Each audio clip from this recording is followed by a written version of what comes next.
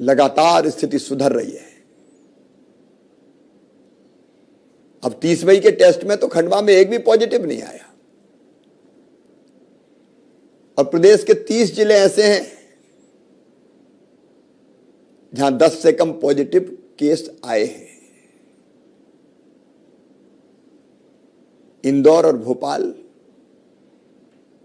इन दो शहरों ने भी भरसक प्रयास किया है। अब आने वाले केसेस घटते जा रहे हैं, लेकिन बड़ी संख्या में केसेस अभी भी हैं। और कुछ जिले ऐसे जहां घटते हैं लेकिन दूसरे दिन बढ़ भी जाते हैं। इसलिए संक्रमण को नियंत्रित तो किया है, लेकिन संकट अभी टला नहीं है। इसलिए सावधान रहने की जरूरत है। ब्लैक फंगस नाम की बीमारी से भी हम लड़ रहे हैं। ब्लैक फंगस के जो पेशेंट्स हैं उनकी हम पूरी चिंता कर रहे हैं। इंजेक्शन का, एंटी फंगल इंजेक्शन का संकट था, लेकिन अब उनकी आपूर्ति भी सुनिश्चित होती जा रही है और प्राइवेट अस्पतालों में भी इंजेक्शन भेजने का हम इंतजाम कर रहे हैं। ब्लैक फंगस से निपटने में भी हम अपनी तरफ से कोई कसर नहीं छोड़ेंगे। हमें ब्लैक फंगस से भी लड़ना है,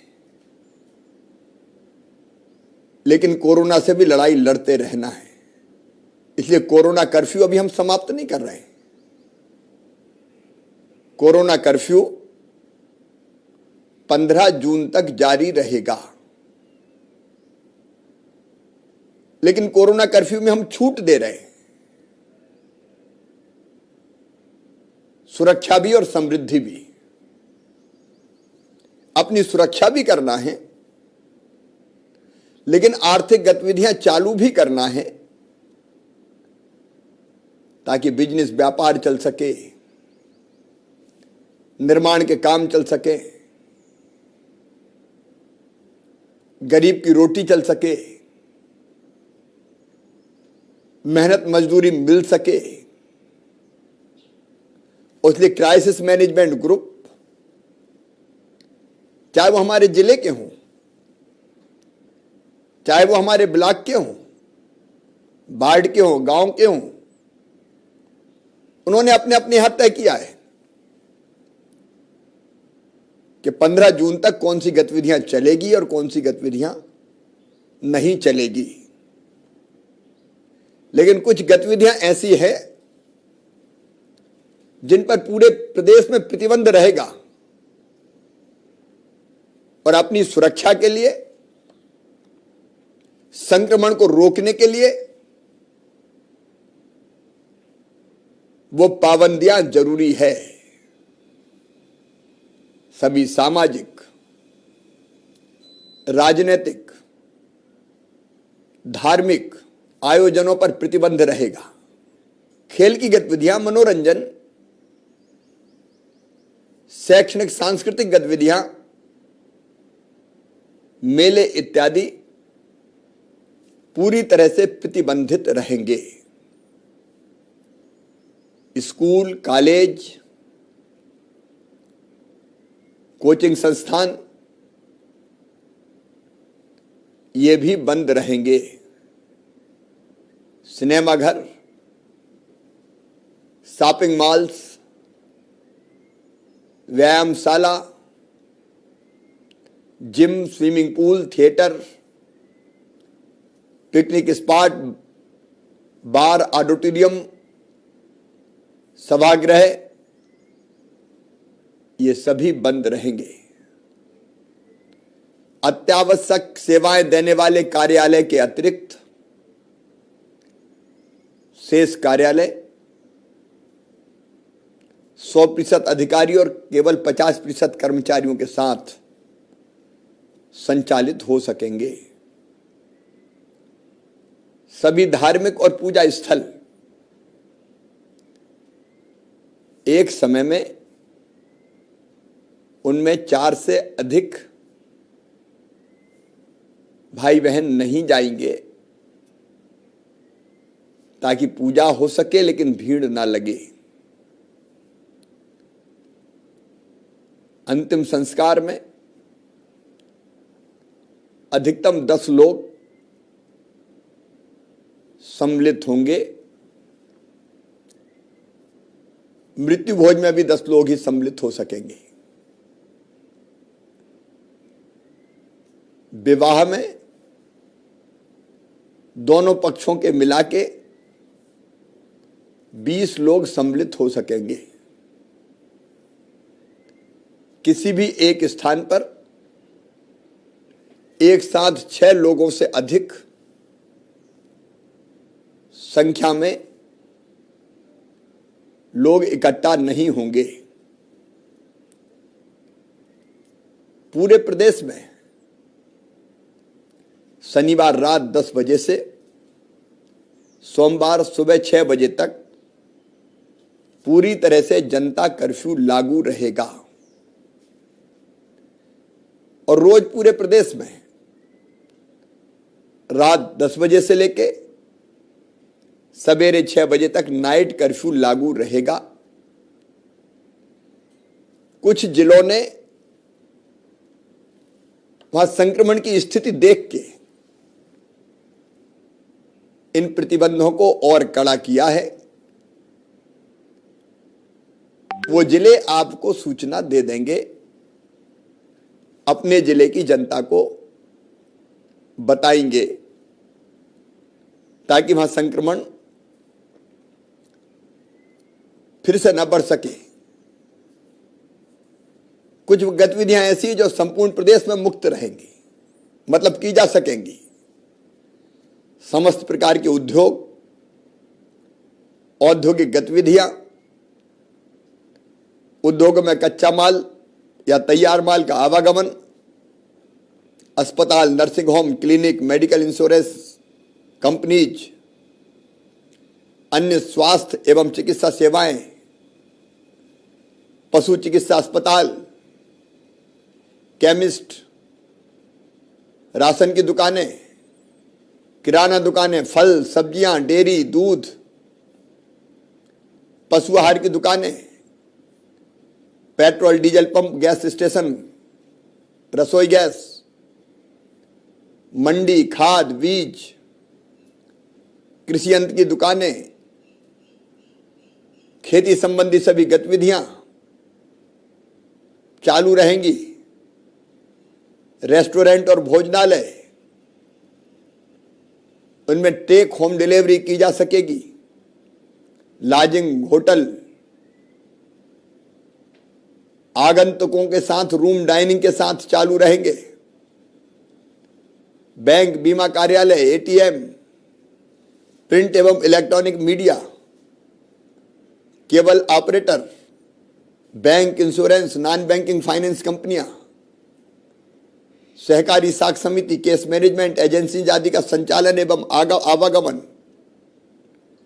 electricians, plumber, carpenter, motor mechanic, IT service provider, इनका आवागमन, एम्बुलेंस, ऑक्सीजन टैंकर्स का संपूर्ण प्रदेश में आवागमन, अस्पताल, नर्सिंग होम और टीकाकरण हेतु आवागमन कर रहे नागरिक, कर्मचारी, सार्वजनिक परिवहन, चाहे वो बसों या ट्रेन के माध्यम से हो, सब प्रकार के सामान और माल की आवाजाही, निजी सुरक्षा सेवाएं, घरेलू सेवा देने वाले यथा कपड़ा धोने वाले, driver, house help, made, cook आदि का आवागमन, ई कॉमर्स कंपनियों से तथा अत्यावश्यक वस्तुओं की दुकानों से होम डिलीवरी, रेड जोन के बाहर के ग्रामों में समस्त मनरेगा से संबंधित कार्य, ग्रामीण विकास एवं अन्य विभागों के निर्माण कार्य, तेंदुपत्ता के संग्रहण का काम, तेंदुपत्ता तोड़ने का काम, फायर ब्रिगेड, टेलीकम्युनिकेशंस, विद्युत प्रदाय, रसोई gas, petrol diesel, kerosene tanker, home delivery सेवाएं, दूध एकत्रीकरण और वितरण, फल सब्जी के परिवहन, डाक एवं अन्य कोरियर सेवाएं, मोहल्लों कॉलोनियों में एकल दुकानें, कोल्ड स्टोरेज एवं वेयर हाउसिंग की सर्विसेज, समस्त सिविल मरम्मत कार्य तथा नवीन कंस्ट्रक्शन गतिविधियां, परीक्षा केंद्र आने एवं जाने वाले परीक्षार्थी, परीक्षा केंद्र एवं परीक्षा आयोजन से जुड़े कर्मी अधिकारी गणों का आवागमन, ऑटो, ई रिक्शा, इनमें 2 सवारी टैक्सी, निजी 4 पहिया वाहन में ड्राइवर सहित 3 सवारी कोविड प्रोटोकॉल के साथ, जिला स्तर पर परंपरागत लेबर मार्केट कोविड प्रोटोकॉल के साथ व्यक्तियों और वस्तुओं का राज्य के भीतर और राज्य के बाहर आवागमन, ये सब चीजें जारी रहेगी। इन पर कोई प्रतिबंध नहीं रहेगा। अन्य चीजों के बारे में अलग अलग जिला अपनी स्थिति अपने जिले के बारे में रखेंगे। बहनों और भाइयों, इन सारी गतिविधियों को चालू रखते हुए हम कोविड के संक्रमण पर नियंत्रण कैसे करेंगे, उसकी भी व्यवस्था हमने बनाई है। हम पूरे प्रदेश में लगातार बड़ी संख्या में टेस्ट जारी रखेंगे। 75,000 से कम टेस्ट नहीं होंगे। संक्रमण हो चाहे ना हो, टेस्ट जारी रहेंगे। मेरी आपसे अपील है, सैंपल देने में सहयोग करें, क्योंकि जिले के हर हिस्से में सैंपल लेना होगा, ताकि किसी भी हिस्से में अगर संक्रमित भाई बहन हो तो तत्काल हम पता लगा लें। अगर कोई भाई बहन पॉजिटिव निकलता है तो उसको आइसोलेट करेंगे, कोविड केयर सेंटर में ले जाएंगे, घर में जगह तो वहीं रखेंगे। फिर दूसरी चीज, हम कॉन्ट्रैक्ट ट्रेसिंग करेंगे, मतलब उसके संपर्क में आने वाले जितने लोग हैं उनका भी हम सैंपल लेके टेस्ट कर लेंगे, ताकि उनमें से अगर किसी को संक्रमण हो तो तत्काल पता लगाया जा सके। कोविड केयर सेंटर हमारे चालू रहेंगे, किल कोरोना अभियान चलता रहेगा। मेरा सभी गांव की क्राइसिस मैनेजमेंट कमेटी के भाई बहनों से निवेदन है कि किल कोरोना अभियान के अंतर्गत जब हमारा अमला आपके गांव पहुंचे तो उसके साथ जरूर जाइए, ताकि सर्दी, जुकाम, बुखार, खांसी का कोई भी प्रकरण गांव में मिले तो हम तत्काल दवाई दे सकें, उसका सैंपल ले सकें, टेस्ट कर सकें। समय पर पता लगना ही संक्रमण को रोकने का प्रभावी उपाय है। और ये सारे प्रयत्न करके हम संक्रमण को तत्काल पहचानेंगे, फैलने नहीं देंगे, तत्काल उपचार करेंगे, व्यवस्थाएं करेंगे। इससे संक्रमण बढ़ने से रुकेगा, आर्थिक गतिविधियां भी चलती रहेगी और संक्रमण भी बढ़ने से रुकता रहेगा। लेकिन इसके साथ प्रदेशवासियों से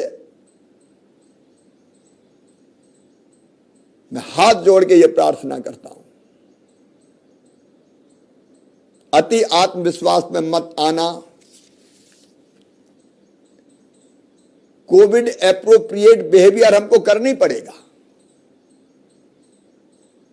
और कोविड एप्रोप्रिएट बिहेवियर का मतलब कोरोना के संक्रमण को रोकने का व्यवहार। और इसलिए मेरी अपील है, फेस मास्क जरूर लगाएं। मास्क से नाक और मुंह, चेहरा ढकें। मास्क के बिना जीवन नहीं चल सकता। इसको अपनी दिनचर्या का अंग बनाएं। मास्क ना पहनना सामाजिक अपराध है, उसलिए कोई नहीं पहनेगा तो कार्रवाई भी होगी, क्योंकि वो बचाने के लिए जरूरी है, संक्रमण फैलने से रोकने के लिए जरूरी है, आपके लिए जरूरी है। मास्क नहीं तो सामान नहीं, मास्क नहीं तो बात नहीं, मास्क नहीं तो आना जाना नहीं। यह अभियान हम सबको चलाना होगा। अपने हाथों को साबुन या सैनिटाइजर से लगातार साफ करते रहें। 2 गज की दूरी जरूरी है, आपको बना के रखनी पड़ेगी, और जरूरी ना हो तो घर से बिल्कुल ना निकलें। भीड़ भाड़ वाली जगह पर नहीं जाएं। मेरे व्यापारी भाई, दुकानदार, आपके लिए कुछ नियम बनाए जा रहे हैं, उनका पालन करें। दुकान के सामने गोले बनाए ताकि आने वाले ग्राहक दूरी बना के रख सके। यह जरूरी है। और मैं एक सलाह और दूंगा, सवेरे हो सके तो पैदल जरूर घूमें, व्यायाम जरूर करें। इम्यूनिटी बढ़ाने का, अपने आप को निरोग रखने का योग तरीका है। इसलिए योगाभ्यास ये शारीरिक के साथ साथ मानसिक बल भी प्रदान करता है। और प्राणायाम कृपया करके जरूर करें। कोरोना के जितने भी प्रोटोकॉल हैं उनका कड़ाई से पालन करें। और एक बार मैं फिर कहना चाहता हूं कि जरा भी लक्षण हो तो छुपाए ना। छुपाना ही घातक है। तुरंत टेस्ट कराए, आइसोलेट हो जाए, ताकि आप संक्रमण के स्प्रेडर ना बने, संक्रमण फैलाने वाले ना बने, और स्वयं भी बचें। और इसके साथ कृपया करके टीका जरूर लगवाएं। टीका सुरक्षा चक्र है। टीकाकरण के लिए विशेष अभियान चलाया जाएगा। उस अभियान में सहयोग करें। कुछ लोगों ने भ्रम का वातावरण बनाया है, वो समाज के, आपके हितचिंतक नहीं है। और इसलिए आप भी टीका लगवाएं। आपके गांव में भी क्राइसिस मैनेजमेंट कमेटी, वार्ड में, शहर में प्रेरित करें टीकाकरण के लिए। मैं बच्चों के लिए फिर अलग से बात करूंगा। उनकी परीक्षाएं, उनकी शिक्षा, उसके लिए मंत्रियों के एक समूह बनाया है। उसकी क्या व्यवस्था होगी, इसके बारे में जल्दी मैं चर्चा करूंगा। यह तीसरी लहर की बात हो रही है। तीसरी लहर क्या है? तीसरी लहर कुछ नहीं, हमारी लापरवाही और असावधानी। यह तीसरी लहर को जल्दी जन्म दे देगी। और लापरवाही का मतलब क्या है? हम कोविड एप्रोप्रिएट बिहेवियर का पालन ना करें तो एक भी संक्रमित होगा वो 10 को संक्रमित करेगा, 10 100 को करेंगे, 100 1000 को करेंगे। और संक्रमित अगर घूमते रहे तो फिर विस्फोट हो जाएगा। इसलिए तीसरी लहर से बचने में हमें भी बहुत महत्वपूर्ण योगदान देना है। आवश्यक तैयारी हम सब करेंगे। अस्पताल में ऑक्सीजन बेड, आईसीयू बेड, बच्चों के पार्ट, उस पर समानांतर रूप से हम काम कर रहे हैं। लेकिन मेरा विश्वास है कि हम आत्मानुशासन, आत्मसंयम रखेंगे तो काफी हद तक तीसरी लहर पर काबू पा पाएंगे। आखिर कब तक संक्रमण फैलने के बाद हम बंद करेंगे गांव शहर को? इसलिए आइए ऐसी जीवन शैली अपनाएं, वायरस संक्रमण फैला भी ना पाए, क्योंकि उसके साथ ही जीना, वायरस तो अभी रहेगा, काम धंधा भी चले और संक्रमण को भी नियंत्रित करते रहे। और फिर कहना चाहता हूं, ये जवाबदारी अकेले मुख्यमंत्री की नहीं है, मैं कोई कसर नहीं छोड़ूंगा, दिनों रात एक करता रहूंगा, लेकिन आपको साथ देना पड़ेगा जैसा अभी साथ दिया है। मिलकर काम करेंगे, निश्चित तौर पर हम मिलकर लड़े। क्या काम किया गांव वालों ने, शहर वालों ने, आमजन ने, क्राइसिस मैनेजमेंट कमेटियों ने। मैं अभिभूत हूं और आप सबके कारण ही आज संक्रमण पर नियंत्रण पाया है और अभी भी साथ मिलकर लड़ना है, निश्चिंत नहीं हो जाना है।